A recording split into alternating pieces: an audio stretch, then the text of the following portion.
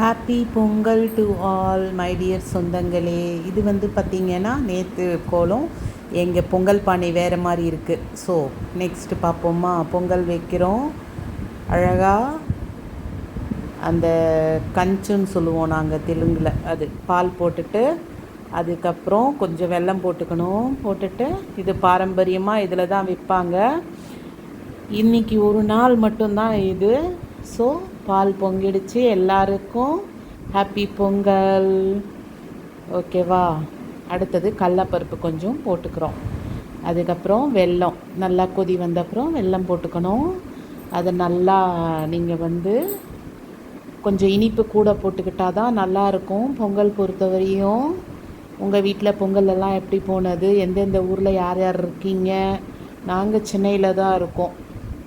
ஏன்னா நாங்கள் எங்கேயும் போகலை. ஸோ சென்னையில் தான் இருக்கோம் நாங்கள்.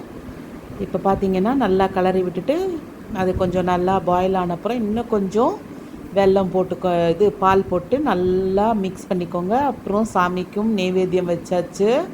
எங்கள் வீட்டு சாமி ரூம் இன்றைக்கி இவ்வளோ தான். இது பரங்கிக்காய், அப்புறம் சக்கரவள்ளி, எல்லா காய்கறியும் போட்டு சாம்பார். அதுக்கப்புறம் பார்த்திங்கன்னா ரச வடை, அதுக்கப்புறம் பார்த்திங்கன்னா தயிர் வடை, அதுக்கப்புறம் ஆர்டினரி வடை, பொங்கல். அவ்வளோதான், முடிஞ்சு போச்சு. பொங்கல் முடிஞ்சிடுச்சு. இன்னும் 2 நாளில் ஸ்கூல் ஓப்பன். ஹாப்பி பொங்கல்.